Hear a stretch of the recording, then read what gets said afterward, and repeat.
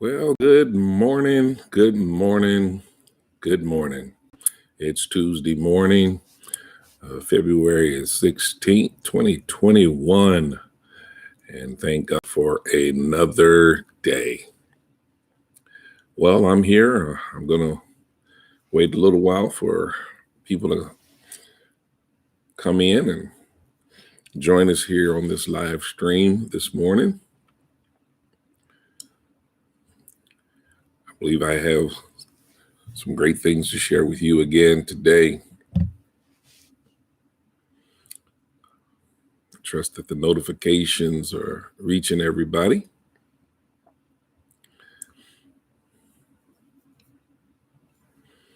Well, it's another frigid day in Kansas City, Missouri, and really across the nation. Man, I heard a shocking report this morning. I've never heard this before, but this Arctic blast is blanketing more than 73% of the nation.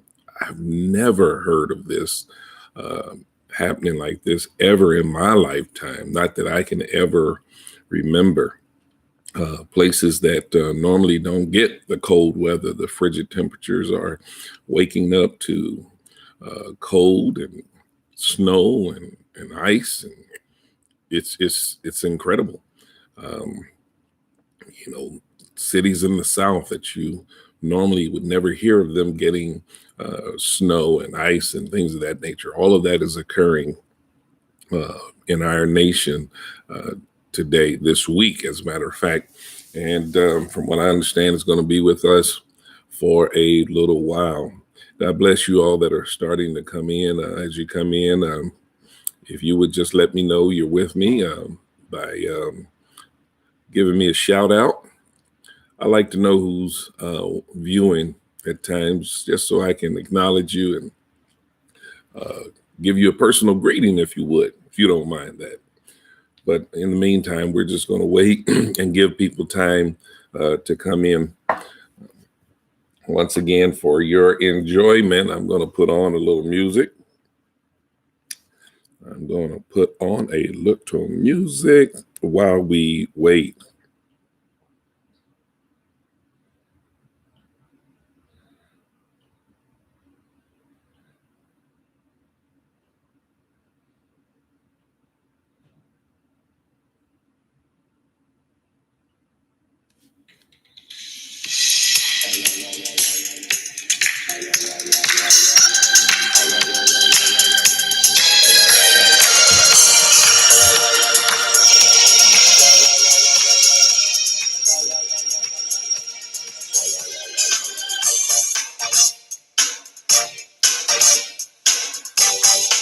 Good morning to you as you are coming in.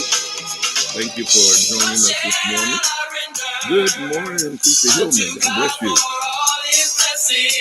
I hope y'all are staying warm at the Hillman house, because it is definitely cold out there.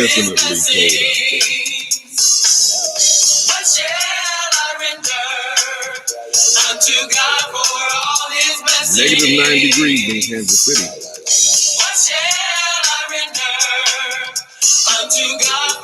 At this point, I know every last one of us are looking forward to the spring. Amen, Sister Hillman. Thank God for heat. You know, sometimes we take little things for granted, but man, I tell you what, I'm so thankful to be in a home where I have heat and the comforts of life. That's right, Sister Hillman, teacher. It is supposed to reach 40 this weekend, and I'm looking forward to that as well. I can remember the times when I used to really dread it dropping to 40 degrees, but now we're looking forward to it getting up to at least 40 degrees. Oh, I tell you, life does you that way. Sometimes it takes you finding yourself in one of the worst conditions before you can appreciate some of the things that you thought to be terrible. Now 40 degrees sounds like a heat wave.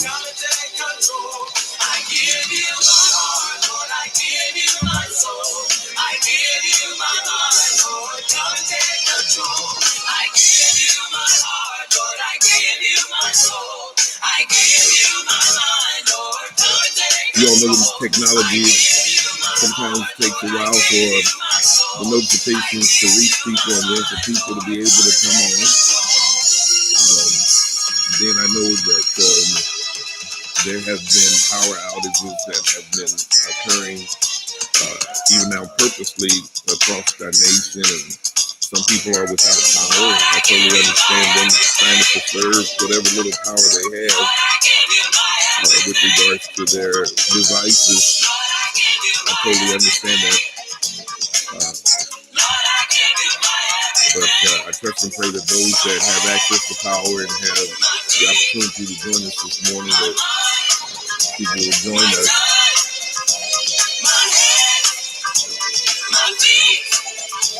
Some of you have been with us regularly since I started this daily inspirational platform. And I just want to know, is it being a blessing to you as you're coming in? And if this is being a blessing to you, be sure to send a brother a message and let me know whether this is a blessing to you.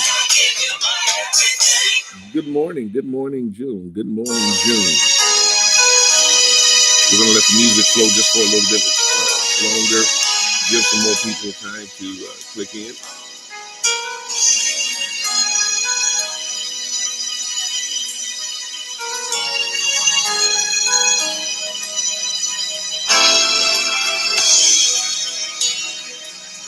This amazing music that I'm always playing,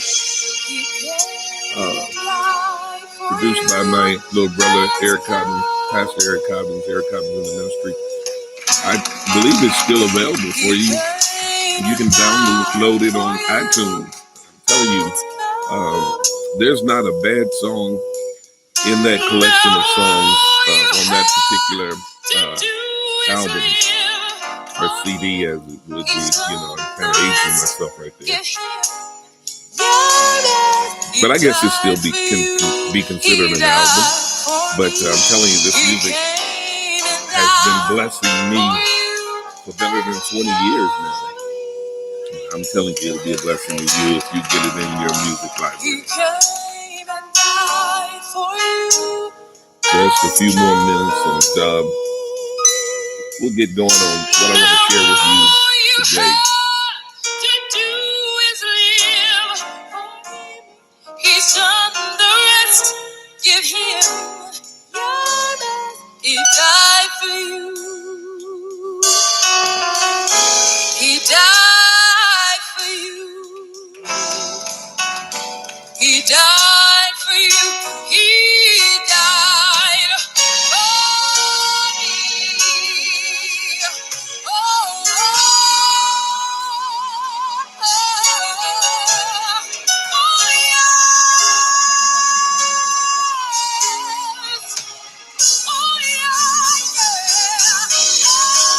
Again, I hope that you'll be able to hang with us today.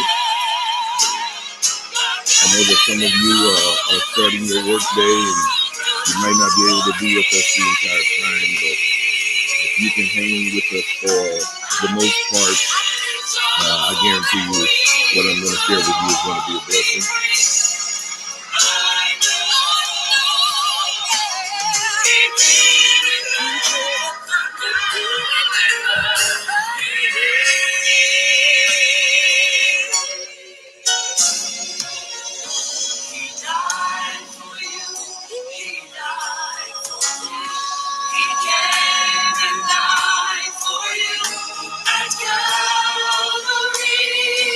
So you and I might have a right to the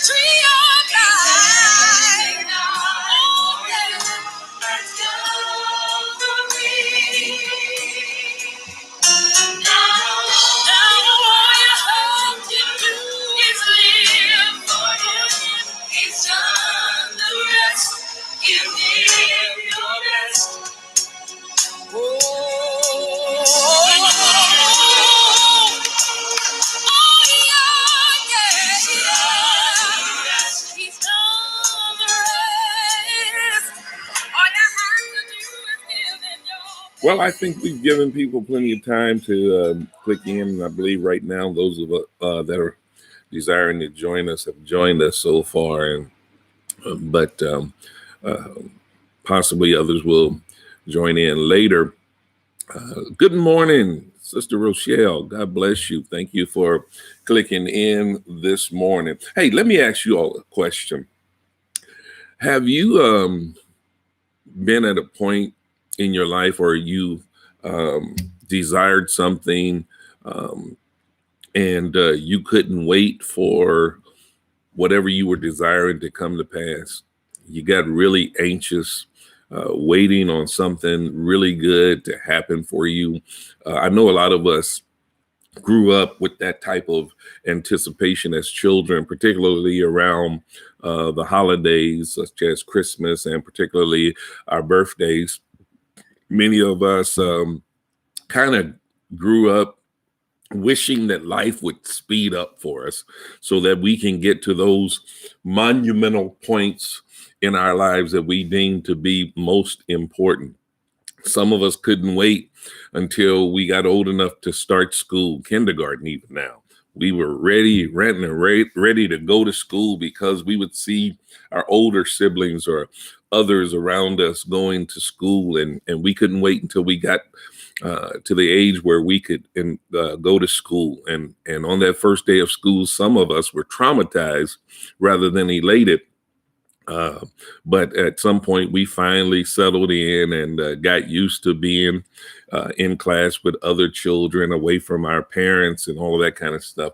Then you got to the point after you went through that phase. You got to that phase where you couldn't wait till you became a teenager. There's something about turning 13 years old that just made you feel as though you have arrived. Man, I'm a teenager now. You've crossed over into another category of life. It made you feel a little bit more mature, if you will, because now you now fit into a category that you had been hoping to fit into for years. How about this one? How many of you uh, just couldn't wait till you turned 16? Deacon Will Parkers, he's in the house. Good morning, Brother Deacon. God bless you. How many of you you just couldn't wait until you turned 16? Because at 16, you were able to get those driver's license, and for many of us, that was a point where we felt like we were becoming a little bit more independent. I can drive now. I don't have to depend on anybody else to take me from one place to the next. But the problem was at 16, at the time when you first got your driver's license, at least for the most of us, you still didn't own a vehicle. And you had to wait until someone would give you access to a vehicle before you could fully experience the freedom that you thought you desired. Good morning, Sister Pat Hall. God bless you. Hope all is well with you and your family. And after getting through that 16-year period, and you've gotten your driver's license, the next thing you couldn't wait for was to graduate high school. Oh my gosh. You really started moving into adulthood once you graduated from high school, or at least so you thought. You start to believe that you got closer and closer and closer to experience real independence, because for many of us, we were convinced that independence meant getting away from our parents, getting from under the rule of our parents and the household. Uh, and so we look forward to graduating from high school. Some of you, after you graduated from high school, you immediately went off to college. You didn't stay at home and go to community college, but you went off to college, which was another stage in your maturation, another step toward your adulthood. You were starting to really feel like you were an adult, a grown individual, because you were now living on campus away from your parents. Y'all see the progression here?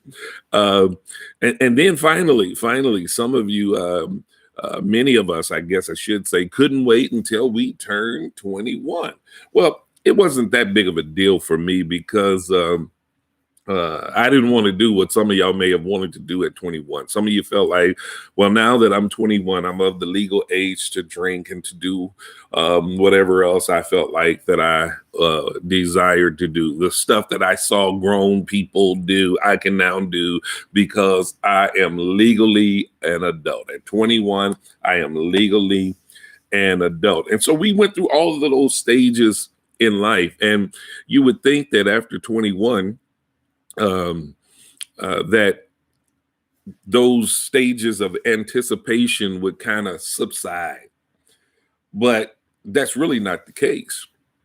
Really not the case. I believe that life itself keeps us in a state of anticipation. And I believe that's good to some degree because it keeps us hoping for more. It keeps us looking forward to more, looking forward to better. Good morning, daughter. Good morning, Tasha. God bless you. We're constantly living in a state of anticipation. I am constantly looking for better, something that I'm looking forward to. Now, I know for some people, when you get to a certain stage in life, a certain age, some people start to look forward to retirement. Some people are looking forward to being in a position where they feel as though that they can live a financially independent life. You know, they look forward to being able to accumulate wealth and reaching a certain plateau with regards to their accumulation of wealth to where they feel as though they can live comfortably. Well, today, the point I really want to make to you today is that with all of these things, all of the things that I've just mentioned, all of the examples that I've just given you, it's really just a matter of time before we see all these things actually come into fruition. It's just a matter of time before all of these things that we anticipate actually happen. Some things are going to happen whether we like them or not, barring some unforeseen tragedy. For instance, the process of moving from being a toddler to an adolescent to a teenager to a young adult to a middle-aged adult and even to a senior citizen. Those things will happen, they will occur normally just with the flow of time, unless for some unforeseen reason our life is cut short. Those things are going to happen. But life is like that with just about everything. It's just a matter of time. The problem is many of us have gotten so used to instant gratification that we're not willing to go through the process of getting to the places that we seek to move into and achieving the things that we desire to achieve or obtaining the things that we desire to obtain. Yes, it's a matter of time, but there is a process that goes in achieving or obtaining what you really desire in life. You know, as children, we were always encouraged to wish for things. You know, so many times we have declared as children, and some of us still do it today. I wish I had this. I wish things were like that. I wish. Well, that's okay when you are a immature young child to go through life just wishing. But as you mature, you've got to go from just wishing to working. Again, I've talked to you about this over the past couple of days about the need to put in the work as it pertains to fulfilling your dreams and visions. You know, wishing really does nothing for people. When people sit around and just wish, wish, wish, wish, wish, they are simply living in a fantasy world, and almost nothing that they wish for ever comes to pass. It is only when you're willing to endure the process and put in the work that you eventually come to see uh, the manifestation of what you're hoping for, or you literally begin to produce what you are wishing or hoping for. You got to be willing to endure the process. Now, please understand that process is not always easy. Process can make you very uncomfortable. Process will stretch you and really test your fortitude. Process will determine whether or not you really want what you say you want.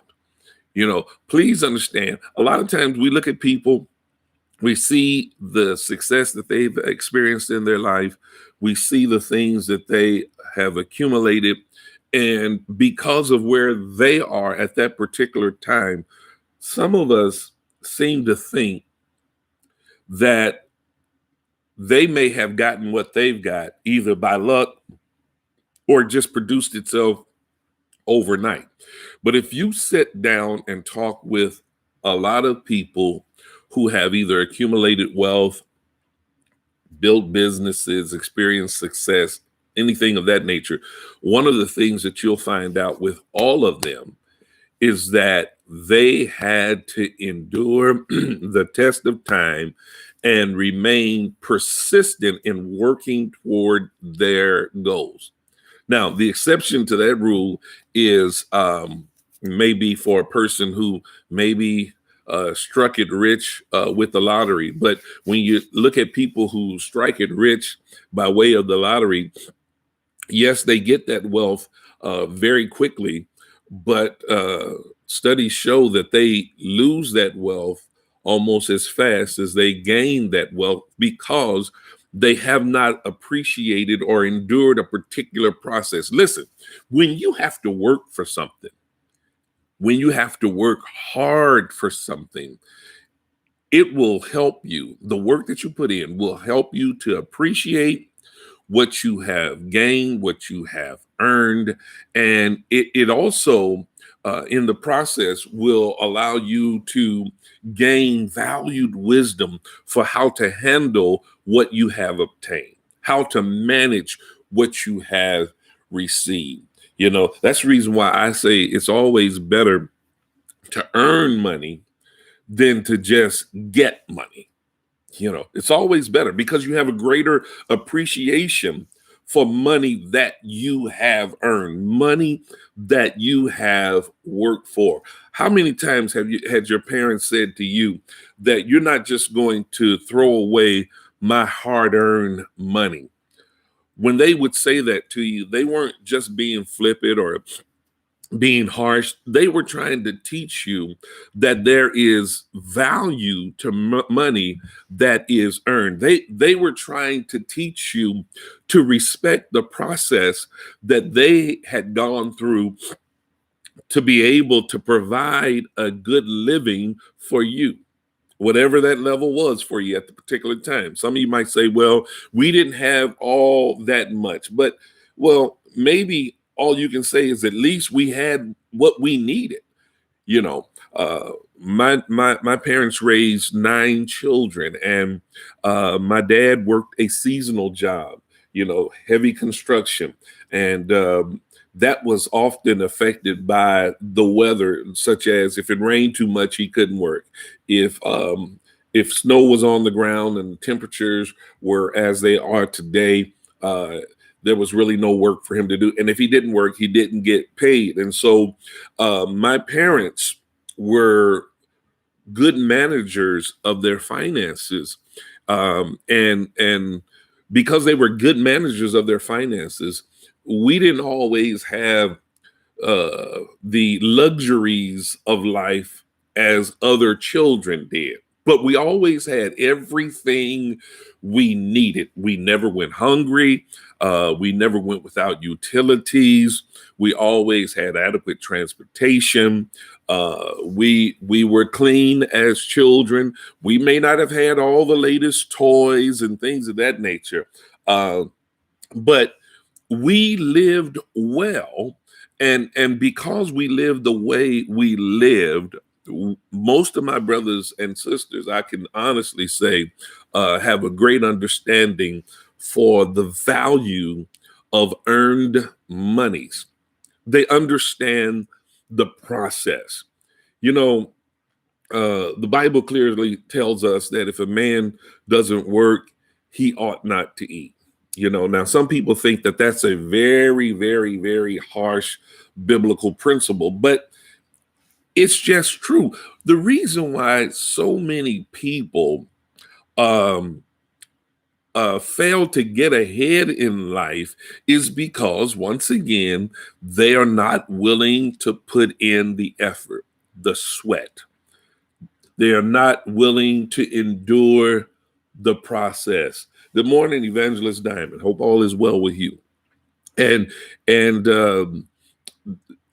because they're not willing to put in the work, because they're not willing to endure the process, they find themselves stuck in a place of mediocrity. Good morning, Sister Dinky. Brother Frederick, God bless y'all. Thank you for joining us this morning.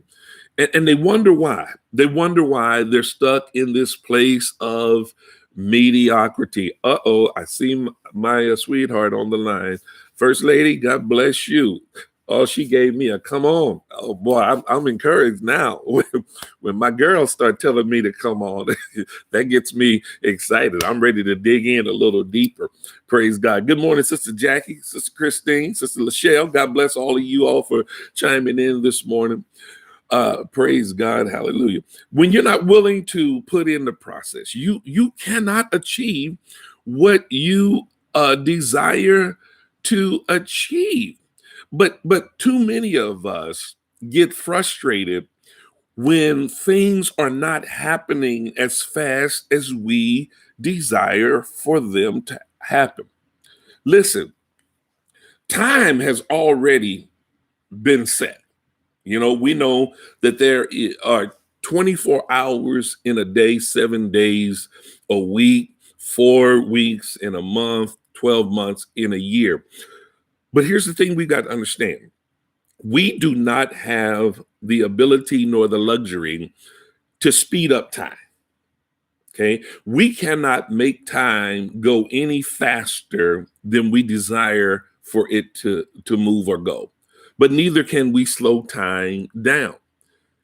But because we are human beings, we have to flow within the parameters of time and flow with time. We've just got to come to the realization that I've been allotted time, and the best thing that I can do is try to move in time and with time and make the most of the time that has been allotted to me. Good morning, Minister Lakeisha, Bridget.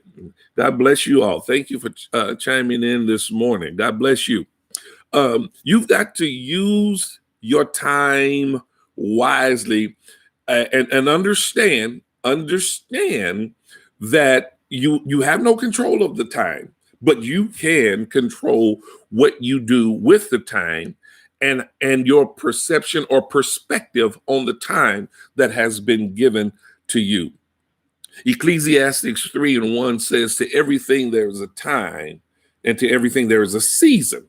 There's a time and a season for everything. And I believe that even applies to the things that we achieve in life. Certain things we are able to achieve at certain periods of our lives simply because we've gone through certain processes wherein we matured and we learned certain lessons that helped us and assisted us in moving toward our ultimate goal, and then that helped to mature us to the degree that when we finally achieve that which we were desiring to achieve or to obtain, were mature enough to handle it. I mean, think about this. Think about this. I think every young child would love to be able to drive at the age of 5 or 6. But we would be crazy. Good morning, Sharon Littles and Ron Morton. God bless you. But we would be crazy to put the keys to a car in the hands of a 5 or 6 year old. They're not equipped. They're not mature enough. Yes, they may be eager to get under that wheel or behind that wheel.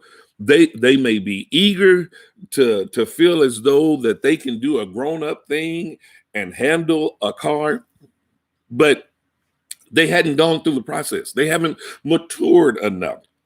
They haven't demonstrated their ability to handle a piece of equipment as large and as potentially dangerous as a car. As a matter of fact, if we get certain things too quickly before we get to a certain level of maturity, that thing that we were desiring so desperately to obtain, if you're not mature enough to handle it, it could ultimately kill you. There have been many dreams and visions that have been destroyed because there were people who rushed the process. They wanted it to happen now.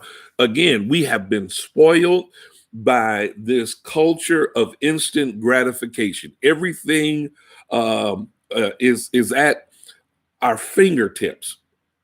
You know, everything is readily available for us. We don't have to hardly wait on anything. How many of you all remember the time before microwave ovens were invented? You remember trying to eat those leftovers that were so good the night before, but you had to find a way to warm those leftovers up. You had to turn on that oven. This is what we would do often. We would turn on the oven, let the oven heat up, put the leftovers in there, and wait for them to have to warm up. And sometimes it could take 20, 30 minutes just for the leftovers to warm up. And even after waiting that 20, 30 minutes for the leftovers to warm up, sometimes they still weren't as good as they were the day before. But the thing about it is we had to go through the process. Now we just take a plate, pop it in the microwave, put it on a minute, minute and a half, and bing, when the bell rings, we pull out the plate and it's smoking hot, and there we go, eating it again. Now, in my opinion, microwave warmed up food is never as good as it originally was the day that you cooked it conventionally. But because we found a way to speed up the process, some of us will settle for what is not as good just so that we can gratify ourselves instantaneously. Let me put a pin right here with regards to warming up food. Any of you all that really know me, y'all know that I'm a big fan of the hot air fryer. And one of the uses that I use with the hot air fryer is to warm up my leftover food. I use the hot air fryer. I think it does a pretty good job.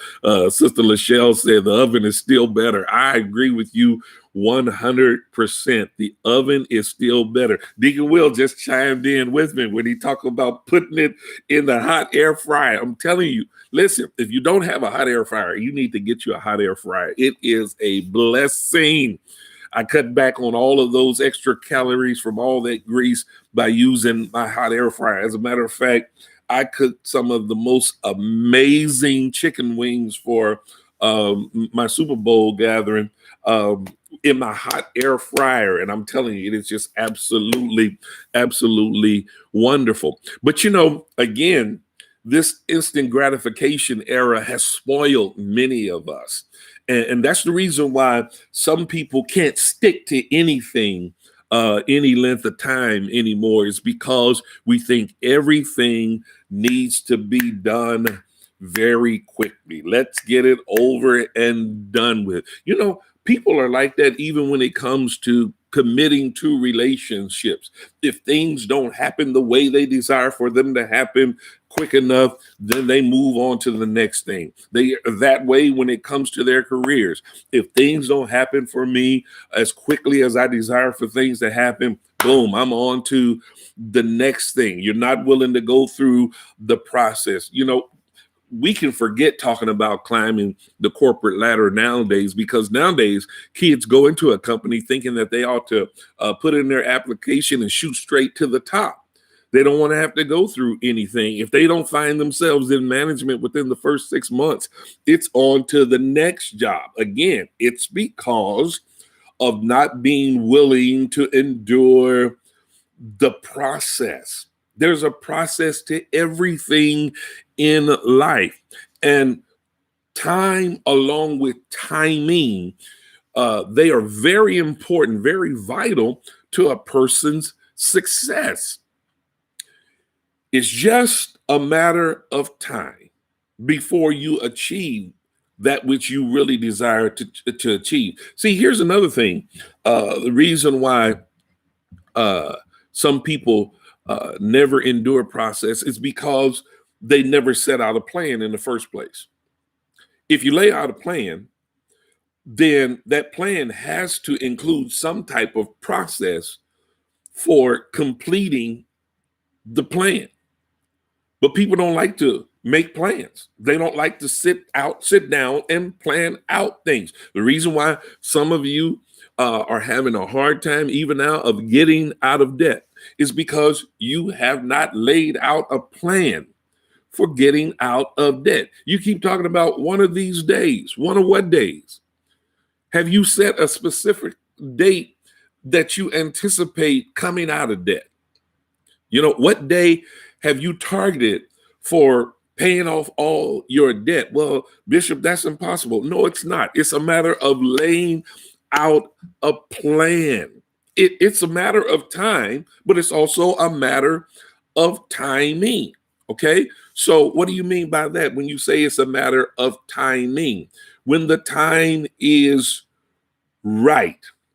Now, I know that's a loaded statement for some of you, because if you're like what I used to be, I think I just shared this yesterday. When it came to tackling certain situations, I would have to have everything perfectly placed before I proceeded with trying to move toward achieving whatever it is I had in mind to do. But sometimes the perfect timing to do certain things is now. You got to have a starting point. And sometimes the starting point is simply sitting down and assessing where you presently are, assessing your present situation. First thing you need to do, if you're going to talk about having a plan for getting out of debt, first thing you need to do is sit down and figure out exactly how much debt you are in. Sit down and write out your bills. Write out what your monthly obligation to each creditor is. See how it adds up, and then put out a plan, set out a plan for how you're going to attack each bill. Man, the guy's name, Dave Ramsey. Dave Ramsey, I know everybody is not a Dave Ramsey fan, but he does give some very good principles with regards to getting out of debt and attacking your bills. Good morning, Sister Amber. God bless you. Thank you for joining us. P. Harvey, God bless you. Thank you for joining us this morning. Dave Ramsey lays out a very practical plan for paying off your bills. And one of the ways he tells his followers to do, those that he is able to instruct, he tells them to start with the smallest bill first. And I was just reminded of something. We have a person in our congregation, bless her heart, Sister Amber Blaze. She is a person that helps people with their budgeting and financing. And sometimes you need a coach to help you do something like that. I endorse that kind of thing all the time. If you can find someone who knows how to do it better than you, someone who can walk alongside of you and help you to get done what you're desiring to get done, or to achieve what you desire to achieve. Don't be that person that's so proud that you can't go and ask someone else for help. Some people don't know how to put a budget together. Find somebody who can help you to put a budget together. Now, please understand, you may have to pay them. But that's part of the process. And again, I keep talking about how people despise the process and don't want to go through process, because in process, you have to go through and do some work. You have to be willing to make some sacrifices. You have to be willing to give up some things that you would normally want to hold on to. But Dave Ramsey suggests that you attack the smallest bill first. Put everything that you can toward paying off that small bill. Once you get that small bill paid off, then take the monthly payment from that bill you just paid off and apply it. Put it in addition to the next larger bill. So if you had a bill that you were paying $25 a month on, and you were able to pay it off, and then your next highest bill was a $75 a month bill. After you paid off the $25 a month bill, what you would do is take that $25 that you would normally send to that creditor you just paid off, apply it to the $75 a month bill. Now you're paying $100 a month on that $75 a month bill, and you're starting to knock that bill down. And before you know it, you'll have that bill paid off. Then you take that $100 and apply it to the next. You see the process, but you got to have a plan. You have to have a plan, and then you must be willing to endure the process. Now, again, having a plan will actually help to speed up the process, so long as you're willing to stick to the plan. You got to be willing to stick to it. That's how you reach success. That's how you become successful. Laying out a plan, sticking to the plan, seeing the plan through, and before you know it, you'll be able to celebrate your achievements. Good morning, Sister Yolanda. God bless you. You'll be able to celebrate. You will be able to celebrate. Sister Tillman Tisha said she loves Dave Ramsey. There's a lot of people who love Dave Ramsey because that process works. Now, I know, again, that there are some financial people that have different plans and different processes that are just as effective as Dave Ramsey, but you got to find the one that's most comfortable for you. But the important thing is to find a plan, lay out a plan, follow the plan, never waver from the plan, see that plan completely through, and before you know it, you will have achieved that which you desire to achieve. But know this, it takes time. It takes commitment. It takes effort. Things are not just going to happen overnight. There is time, and then there is timing that is so important to success, or you moving into the place that you were ordained by God to be. That brings to mind a situation with regards to my ministry, or the process of my ministry. When I initially was called to preach, I guess you could say I hit the ground running in terms of being used in ministry in various churches. I was being called to minister in various different churches, churches of different denominations and everything. And it was amazing.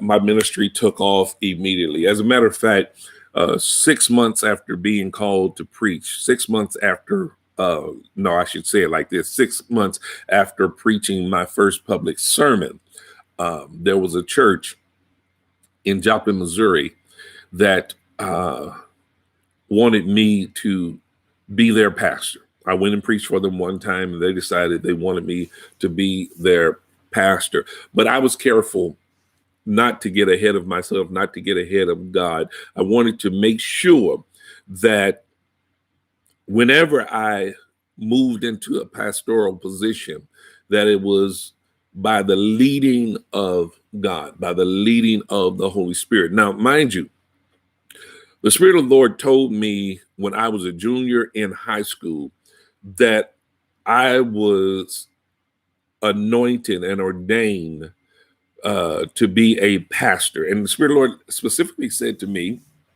that I was going to be a pastor. Specifically, my assignment was in the Kansas City area.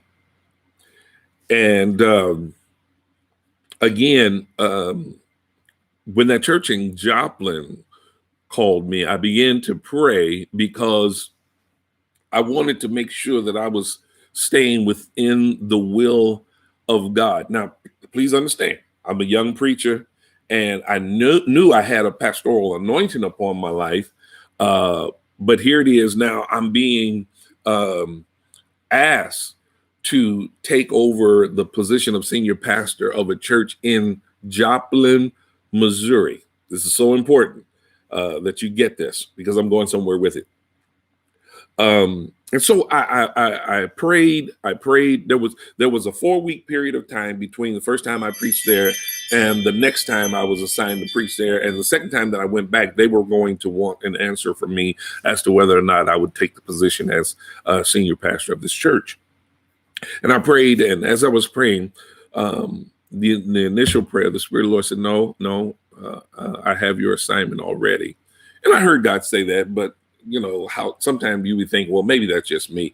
And I kept praying up until the time that I had to go back to that church, and I knew I was going to have to give them an answer that Sunday morning after I got done preaching. It was Easter Sunday morning, as a matter of fact. The church was packed out because word got around the town that this young preacher was coming to preach, and he's a great preacher, and he could potentially be our pastor. The church was packed to the rafters, believe me, y'all. And I'm not saying it was that great big of a church, but you know, to have a full house in that particular town was amazing. And so I can recall that morning before I went to the church, I'm there in the hotel room, and I got ready to get down on my knees to ask the Lord one more time whether or not he wanted me to take this assignment. I really was going to ask God, was he sure? Can you imagine that? I was young, y'all. I was young. Okay. In my 20s, I was about to ask God, was he sure? And before I could get down on my knees, I heard the Spirit of the Lord say, don't even try it. You've heard what I said. Don't even try it. He said, I told you your assignment is in Kansas City. Okay. So I went to the church that day. I preached. I had to tell them that I had to respectfully decline their offer, that I couldn't take the position that the Lord told me not to. But do you not know, I went for the next 8 years as an associate minister of my dad's church, Macedonia Missionary Baptist Church, Kansas City, Kansas. The next 8 years, I was running revivals all over the place, in the city and out of the city. You know, I was running revivals. I was preaching all the time. I probably preached more during that time than the average senior pastor of a church. That's how much I was preaching. And churches were coming available, but no church in the city was even now really at one particular time even inviting me to preach at their church when their pulpit was vacant, when they needed a pastor. And I was starting to wonder, you know, I've been going all this time, and nobody's even allowing me to come and minister to their congregation when they're in need of a pastor. What's going on here? What's going on here? And I'll be honest with you. At some point, I started to even wonder whether or not I truly had a pastoral call on my life, since I was constantly being passed up. Then the Spirit of the Lord started visiting me again. He started telling me, your assignment is in Kansas City. Your assignment is in Kansas City. Finally, the door started to swing open. People started inviting me. Churches started inviting me to preach for them uh, when they didn't have a pastor. They would ask me to come and preach for them as a potential candidate. And I would go with these various places, but I never was able to get any peace. And I was preaching both in the Kansas City, Kansas, and the Kansas City, Missouri area for vacant churches. And there was a church in the Kansas City, Kansas area that seemed to be very interested in me, but I just didn't get a peace about it. And that's when the Spirit of the Lord said to me specifically, your assignment is in Kansas City, Missouri. Now, again, I'm telling you this because I'm walking you through this process. Some of you have already gotten impatient with me getting to the end of the story. It just shows, again, you become impatient during the process. You want things to happen right now. And you might miss the very lesson that I'm trying to share with you right here, something that you can learn. Here's the thing. God had already set up and assigned the place that I was ordained to be. He assigned me to Canaan Worship Center, but I had to go through this process so that I could appreciate God sending me where he was sending me. I could appreciate my assignment. I could better appreciate where God was placing me. And then I had a great certainty of where God was placing me. When Canaan finally called me, I went and preached for Canaan. I can never will forget the second Sunday of March of 1992. I left there. I felt as though I did what I was assigned to do, but I just went on about my business. And I didn't hear from Canaan for a couple of months. I preached there at one time. I never heard from them. And so I said, well, they weren't interested in me. Maybe I was too young. I was only 29 years old at the time. And maybe they felt I was too young because Canaan was a very mature congregation. But lo and behold, at the end of May, somewhere around the end of May, I got a call telling me that I was being considered for the senior pastor position at Canaan Missionary Baptist Church. And I'm like, wow. In the interim, before I went the first time, I was getting these visions of this small little white church that God would sit on the edge of my bed. And in that vision, the building would just grow and grow and expand until it filled up my room. And then poof, it would go away. I had never seen that building before. But the day that I pulled up to Canaan, that was the building that I was seeing. I recognized it was the building that God was showing me in the vision. But still, I was still kind of, laid back or, not getting too anxious or too eager, just trying to make sure that it wasn't something that I was just fabricating in my mind. Little did I understand was that God was taking me through the process. I endured the process.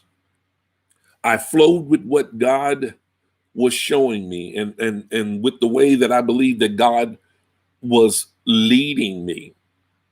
And ultimately he brought me to the point in time wherein the timing was right for me to step into the position that God had already ordained for me. I preached my first sermon as a candidate or a potential candidate for the pastoralship of Canaan Missionary Baptist Church. The second sermon that I preached at Canaan, I preached it as having been elected as senior pastor of Canaan Missionary Baptist Church. I could have rushed the process. And let me say this. Believe it or not, I wasn't one that was throwing resumes all over the place. Matter of fact, Canaan was the only church that received a resume from me. And it was because one of the members of Canaan called my father and implored him to please have me to submit a resume. And when my dad initially asked me, I said, Dad, I'm not going to do that. It's like applying for a church job. And I believe that when God places me somewhere that he'll do it divinely and I don't have to help it out. And my father, who basically kind of indoctrinated that principle in me, he looked at me, he said, you know what, sometimes God works through other means. He said, I know that you don't want to, or you wouldn't of yourself just put in a resume. He said, but will you do it for me? Oh my gosh, that did it. When my dad said, will you put in a resume for me because I'm asking you to? He said, it won't hurt anything because they're asking you to put this resume in. I said, okay, Dad. It was the time. It was the timing. It was the process. And because I was willing to endure all of that, I found myself in the place that God ordained for me. And here it is, almost 29 years later. Almost 29 years later, we can look back and say, look what God has done. Yes, okay. I did have a desire to pastor those 8 years prior to being called to Canaan. And then there were many other offers. As a matter of fact, I had an offer to take the pastoralship of a church that was much larger than Canaan prior to Canaan calling me. But when I got ready to pray about that, the Spirit of the Lord said, nope. He said, it's not it. This is not the place I've ordained for you. You got to be willing to flow with what God has ordained. You got to be willing to endure the process. You got to keep in mind, it's just a matter of time. And then the timing must be right. I believe when I initially started preaching that although I had been working very closely with my dad to that point, I must not have gotten to pastoral maturity when I first went into ministry. There was still some more developing that needed to take place. There were still some things that God wanted me to see, to do, to learn, to experience before stepping into that arena as senior pastor of Canaan Missionary Baptist Church at the time. That was all a part of the process. Some of you are wanting some things to happen. You're wanting them to happen very quickly. The stage that you're in now, so long as you continue to endure the process, continue with the work, look at it as a time of maturing, a time of development. Keep your eye on the prize. I never lost the desire to ultimately become a senior pastor, but I kept working the process. I kept being faithful where I was. I even had a group of people come to me and tell me, Pastor, no, they call me Reverend, man. Said, Reverend, if you start a church today, we'll be your first members. And it was a group of about 65 people. And starting the church with 65 people, man, that would have been awesome. And I looked at the person that brought that to me. I said, listen, let me tell you something. I'm flattered by God bless you all for thinking that much of me and my ministry.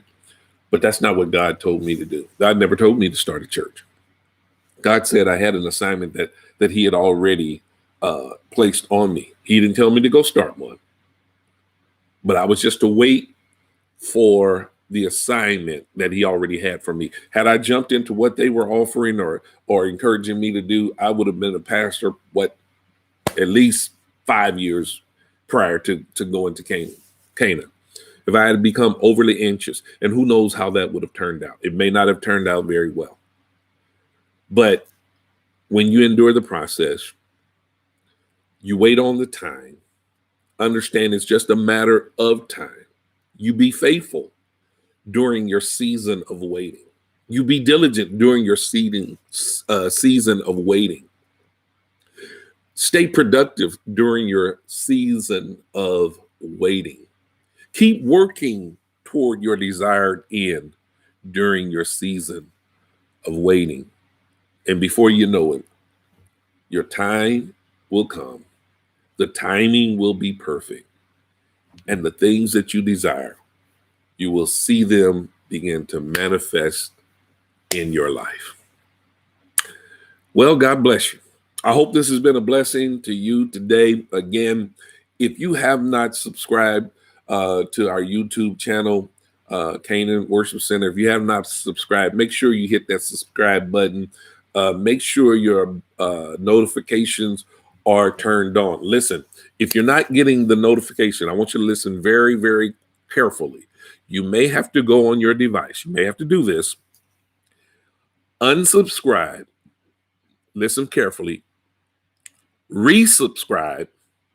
And then hit that notification button and hit the section that says all notifications. I believe that's how it reads. But if you unsubscribe, make sure you resubscribe. Turn on your notifications. That way, when I come on, it'll notify you and you'll be able to get in on the very, very beginning. Again, God bless you. I want you to share with your friends. Ask your friends and your family to subscribe to our YouTube channel. Please do so. If every person in your house has their own device, go to every device and subscribe to the YouTube channel. Okay. It only proves to be a blessing to our ministry when you do that. All right. So will y'all do that for us? Please subscribe. Listen, again, it's cold out there. Y'all stay warm. If you can, stay inside. Be blessed. But if you have to get out, make sure you cover up good. Don't allow yourself to be out there any longer than absolutely necessary. Again, unsubscribe, resubscribe, click the bell, and make sure you click the section that tells you want to receive all notifications. All right. I want to make sure you do that, because that's the reason why some of you may not be receiving the notification. If you are not subscribed already, listen, it'll tell you, go ahead and register. Go ahead. All it is a matter of is giving your email and some simple information. You don't have to pay anything to register, but you need to subscribe in order. Need to register in order to subscribe. All right. Do that for us. Again, if you are enjoying or appreciating these morning and sometime evening inspirations, tell somebody, spread the word, repost, however you can do that. Share it with somebody else. And just be a blessing to somebody else, okay? And encourage, again, your friends and family to subscribe to our YouTube channel. Well, I'm going to get off here, and I'm going to get myself together so I can be ready to be with you all tonight. We will be having our virtual Bible study this evening, and I look forward to sharing with you, myself and First Lady. Until then, you all have a very blessed and prosperous day.